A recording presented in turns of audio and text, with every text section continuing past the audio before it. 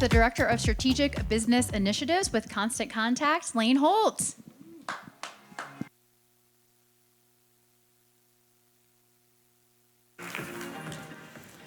Good afternoon, everyone. We are going to take it home from here. So excited to be here today, excited to spend a few minutes with everyone, and really wrap up this conference hopefully with a bang. So a little bit of background about me. I joined Constant Contact about 10 months ago. I've been in customer success for more than 10 years. I specialize a lot in digital engagement and scalable programs. So it's really important to me that we help our CSMs be the best CSMs that they can be, as well as helping our customers get the most value out of the platform that they can get. I've been a digital success leader. I've helped shape the industry best practices with different roles. I've spoken at several different conferences, including the Customer Success Collective, TSIA, different industry events, and really wanting to share real-world insights. But most of all, I am a mom. These are my two kiddos. That's a very old picture. They're now 9 and 6 years old. They're very active. I'm a mom of 2. I'm a runner. And there's nothing better to me than smelling some fresh baked sourdough coming out of the oven. But before we get too far, we're going to talk today a lot about what it means to bring CS into a legacy organization. So at the end of the day, I'm going to ask for a little bit of audience participation. So if you would all please stand up.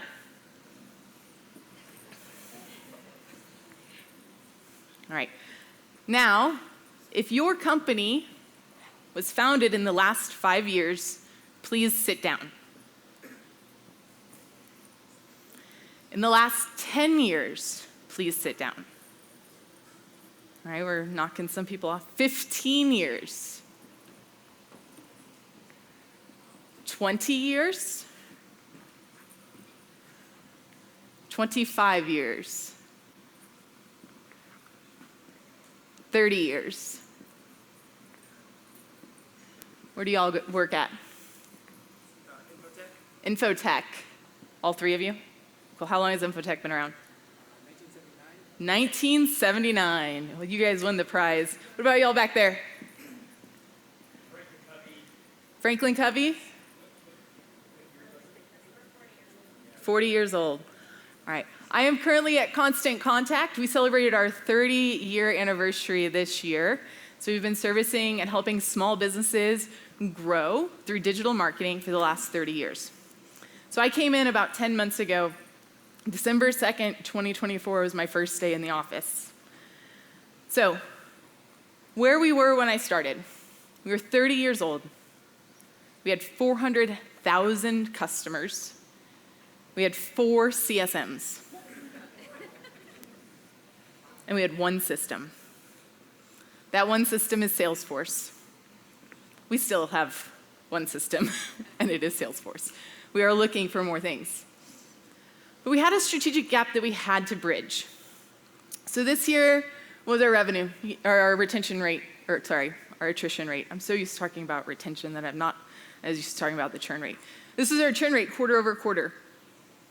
For context, the top line is probably 2% on that. So we were below 2% attrition quarter over quarter. So you say, great, Lane, that's a really amazing attrition rate. We would all want to have that. But we're not bringing in as many customers as we used to because there's more options in the market. So retention in our first 90 days had improved. We had built programs around that. And we said, if we can get a customer to day 90, they're more likely going to stick with us. But post 90 days, we were flat, right? We lost more customers after they hit 90 days. Customers activated. They started using the platform, but then they dropped off. If you came in on a mobile device, you were less likely to succeed. If you came in with a promo, you also were less likely to succeed. We also had no forward-looking view of risk. So when I would say, hey, what are some of the trends that we're seeing for this month?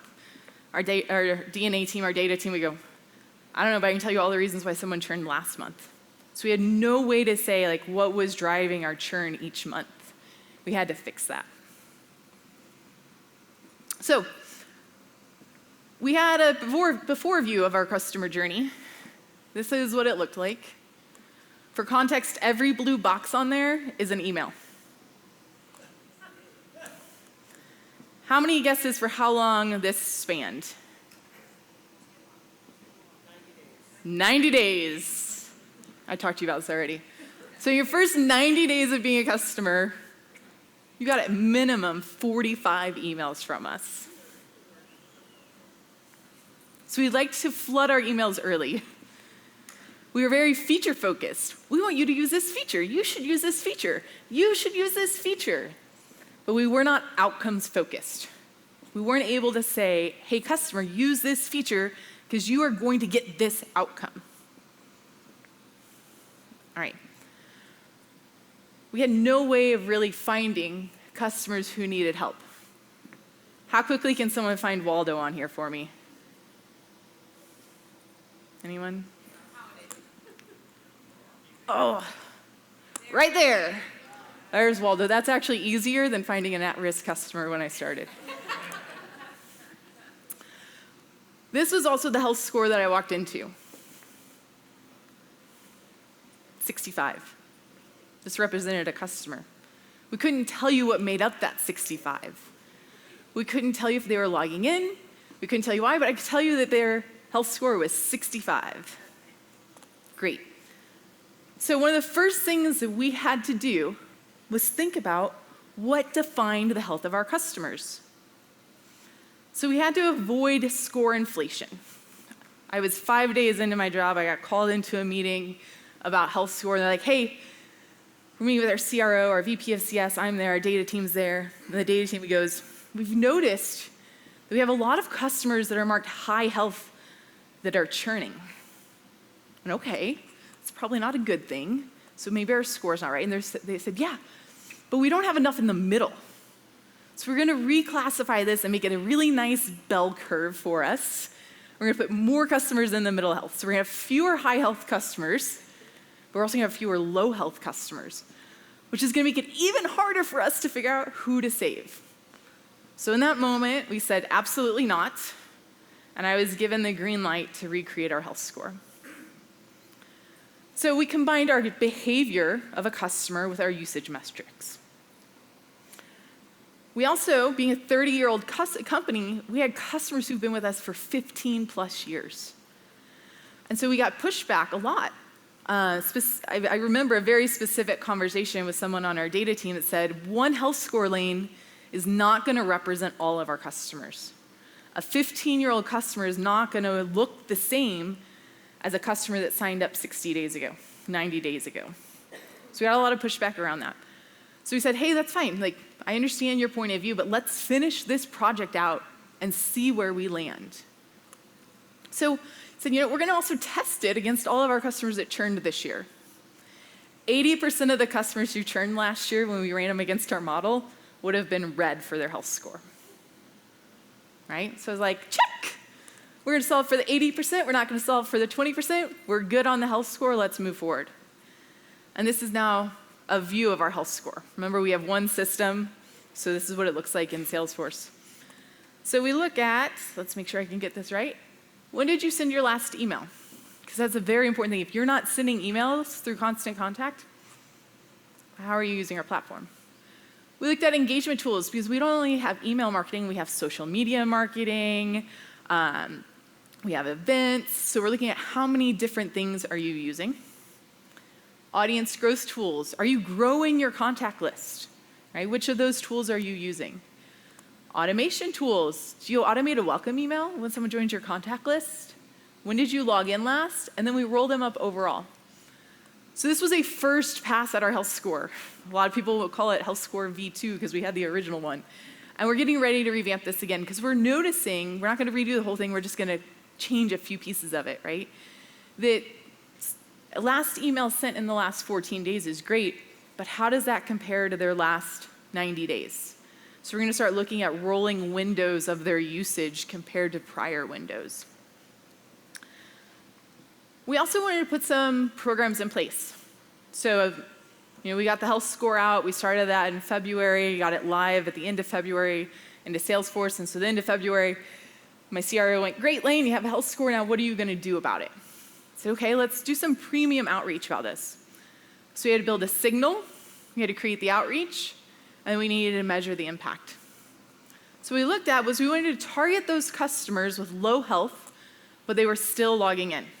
Because if they have low health and they're not logging in, we call them our sleeping bears. We don't want to go, hey customer, you should use us, and then them go, oh yeah, we didn't realize we were paying for you anymore, right? So those are what we call our sleeping bears. We didn't want to wake them up. So we have guardrails around that as well. So we also wanted to avoid those customers who were all red. They forgot about their subscription. They were super high churn risk. We don't want to really interrupt those. We wanted to focus on education. We wanted to make sure our customers understood the importance of digital marketing for them, the value it can bring to them, and then, oh, by the way, this platform that you have already can support you in this journey. What we found was that in just having a 5-minute conversation with our customers, we improved health score on average by 20 points. A 5-minute conversation to say, hey, we're here to support you. Something that they might not have ever heard before from us. We are now saying, hey, we're here to help you. We're happy to have a 30-minute conversation with you, an hour-long conversation with you, walk you through the platform, walk you through digital marketing. But even just that 5-minute reminder that we were there for them helped us improve their health score. The next thing that we had to do was we had to start activating and working on our NPS. So we have a support team. They roll up through a different executive than our CS and sales team. And after every support ticket, you get a CSAT and an NPS question, right? However, we weren't doing anything about it. We had very passive support data. We just wanted to know what our CSAT was, what our NPS was, but we didn't act on it. And we heard this yesterday. The greatest gift a customer can give you is feedback. So if you get that feedback and you don't do anything with it, you've told them you don't care about their gift. Right? We care about our customers. Every single one of us is in here because we care about our customers. And so if we get feedback from them, we need to respect that and we need to show them that we care. So our team started reaching out to those detractors. Yes, I have a goal that we reach out to every single one, that every single person gets a note, but we got to start small. And yes, if I want to just inflate our NPS, I can focus on my 6s and my 8s. If I get them up one notch, I've improved my NPS score, but that's not my goal. My goal is to make sure that our customers are heard and that we improve where we can. So we started reaching out to our detractors, and we turned those negative moments into loyalty drivers. So now, when we see that a customer is a detractor, we reach out to them. The next day, we say, hey, we're really sorry about that experience. We want to make sure that we can support you. How can we help you through this? So we turn those negative moments into loyalty drivers. And we've created, again, this loop of listen, communicate, and resolve. We want to listen to what you have to say. We're going to communicate to you how we're going to improve it, then we're going to resolve it. Sometimes this meant helping them through something. Maybe the support agent just did not know for some reason how to resolve their issue. Maybe the support agent didn't ask enough questions, right? But now we're able to pull all of this together, right?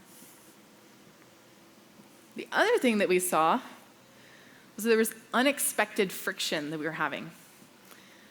So when you were talking within your organization, who owns the customer? Who owns the customer? Sales? We're all CS people, so we all say CS owns the customer relationship. I was prepared to go into an organization to fight the battle with sales of who owned the customer relationship. What I was not ready to do was fight the battle with marketing.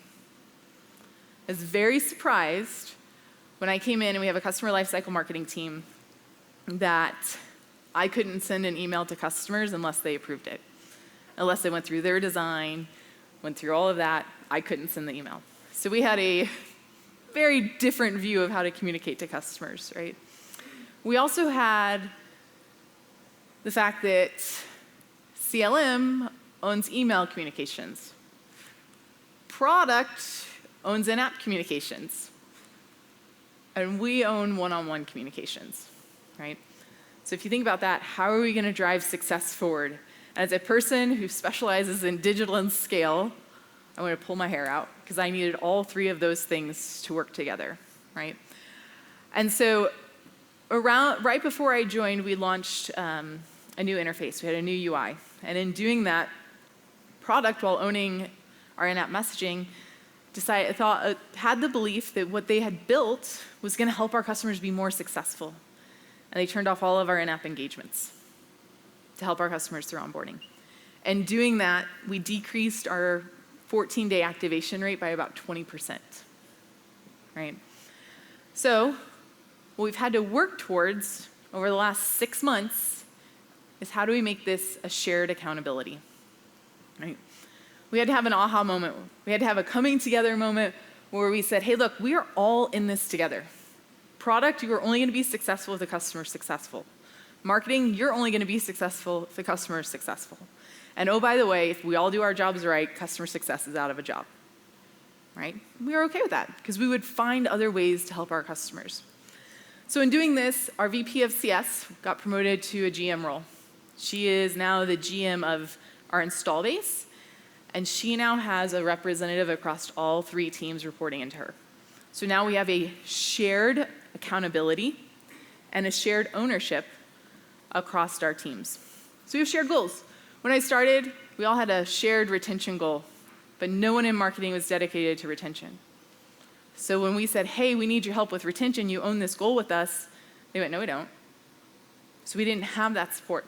So it all came back to how do we work together to make sure that we're doing that.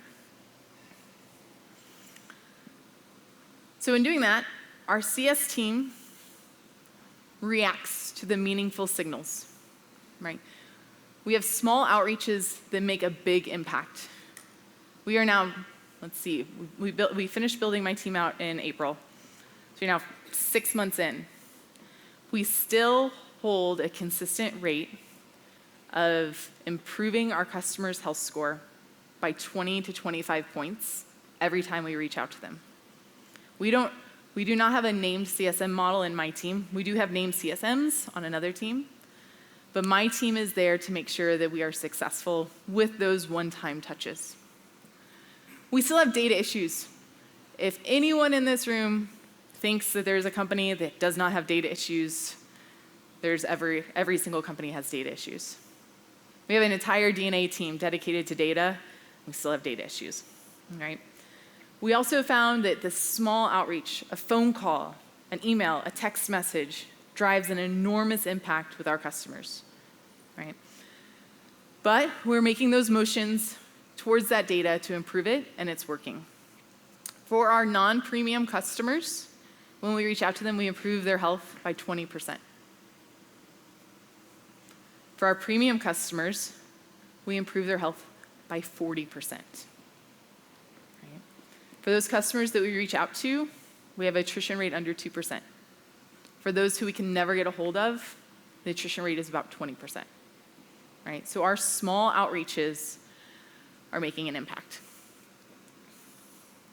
So we are building out our life cycle map. This is still a work in progress. There's a lot of work to do when you come in. There's only a focus on the first 90 days. Okay? So these 2 phases here, we're really good at. I'll blame Christy for the layout of this. I gave it to her in Google Slides. It got put in Keynote.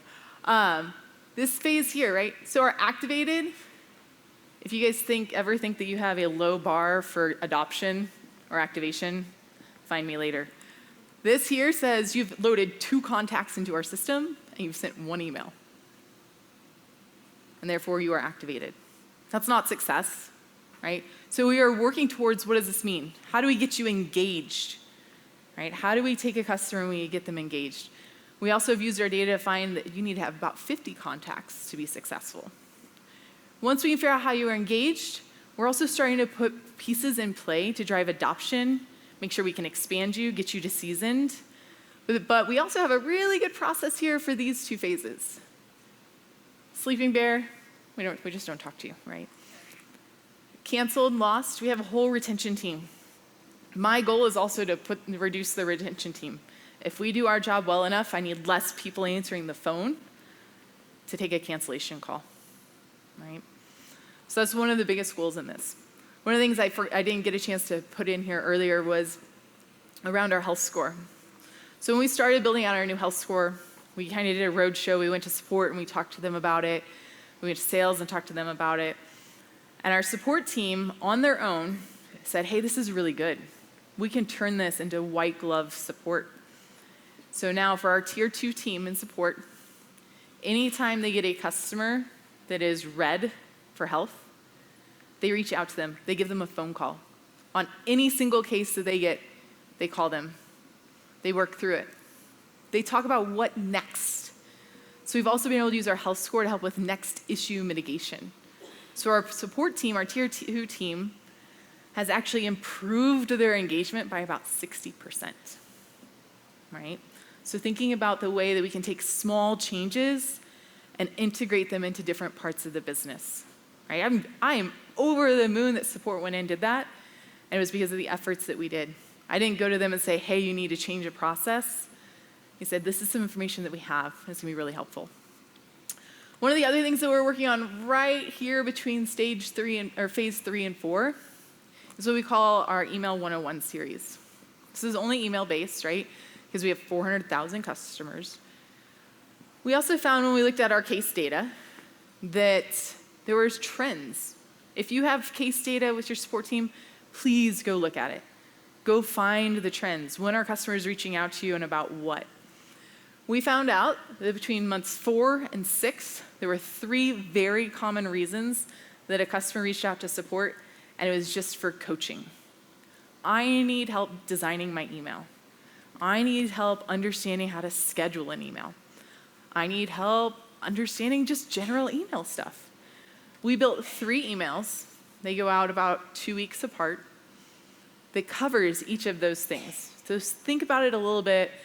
Toyota was really great in manufacturing and in just-in-time manufacturing. They got the part to them at the assembly line when they needed it.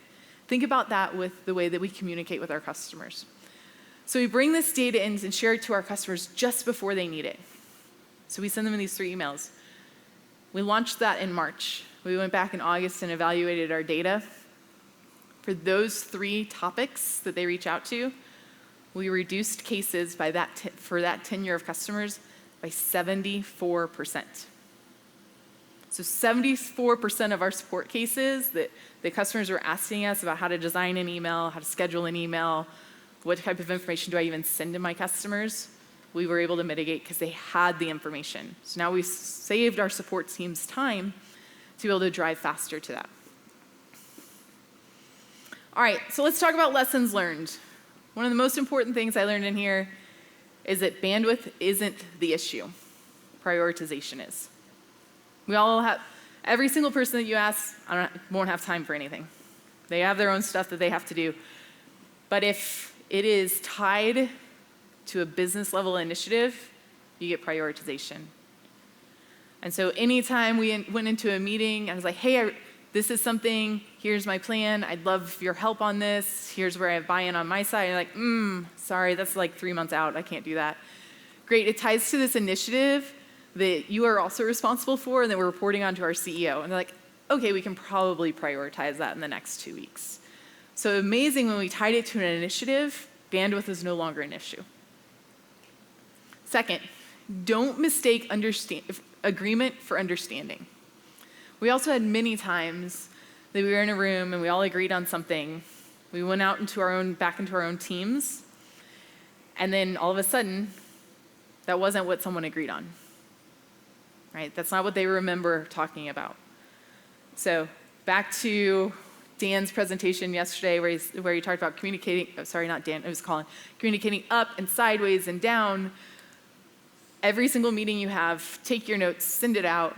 I always love to add at the very beginning, if I have missed or misrepresented anything, reply all. And if no one replies all, they're in agreement, right? You get to hold them accountable. And lastly, customer-centric does not always mean customer success.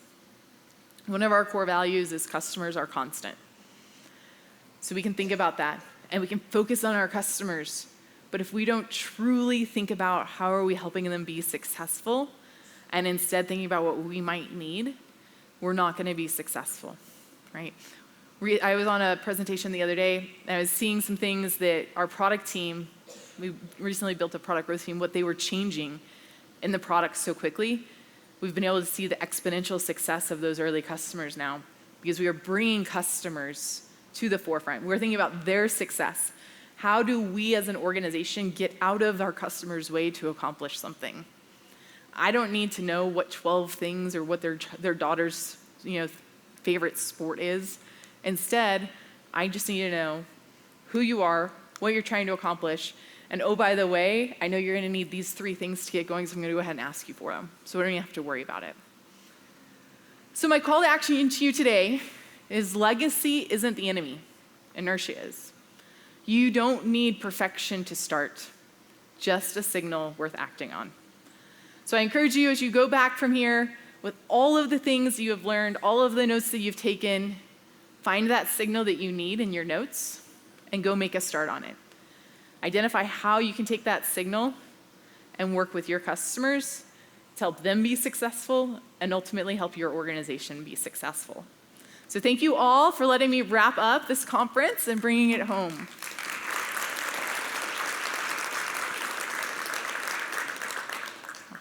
We have a few minutes left if there's any questions. Ooh, really quick hands over here. Fran. You mentioned the success of your CSMs reaching out with phone calls and text messages. How are you doing that when it's not a named model? Because you don't want that individual person necessarily to get a direct line back, or am I misunderstanding? You're correct, right? We don't want it to feel like a named model, right? And so we do work with I spent a lot of time with my team and at my previous company too, working on time boxing. I could help you. I want to get a conversation with you, and usually just that first one gets them going. And I want to help you get to that first point of value. So we identify what that first point of value is the customer wants. How long will it take us to get there? And we say, great, we're going to help you get there, and then we're going to move on. Right? If you're in an organization where the customer is like, I got you for good, you're staying with me, then you get to a point and you say, great, we've come to a point where you need to make a decision of you either invest in services or you invest in a resource at your organization. Now that we're at this moment, I want you to go back and make a decision, right? And we found that was very powerful when we worked with customers at my last company. There's a question behind you. Yeah, the same question I'm going to ask. Okay, cool. There's one in the back. Thanks. Have you dealt with moving customers from one engagement model to another engagement model? How transparent are you about that? And is the title of those that are one-to-many on your team customer success manager, or do they carry a different title? So I'm going to start with your last question first, and then we'll move backwards. So the members of my team are currently called customer success specialist. So it has a slightly different designation. We do work with the CSSs to talk about a career path, and we know how we can grow them into that next level. When you are transitioning customers from one engagement model to a next, you have to be super clear with them, right? You also have to tell them the value of the other engagement model, right? So, oh yes, you're right, you used to have a CSM, you're now not going to have a CSM, but here are all of the resources that you do have access to. You would use this for this, and this for this, and this for this. And we send that resource packet to them as well, right? When you do that, sometimes you get pushback, sometimes you don't. There's also, depending on your organization, what is typical, what is not, right? I've been a customer of several organizations where every January we got a new CSM, right? And so sometimes you also have to have that understanding of what's going to be quote unquote normal in your business versus others, and set that expectation as well. Also, at other times, you have to capitalize on the moment with a customer. If you are going through a CSM transition anyways, because their CSM left or something like that, use that as a moment to move them into your engagement model. If you also are having an executive turnover on either side, also a fabulous time to do that, because you reset expectations with a customer about what the engagement model is going to look like. Awesome. Well, thank you so much. I have had a wonderful time here. I hope each and every one of you have as well. And thank you for the opportunity.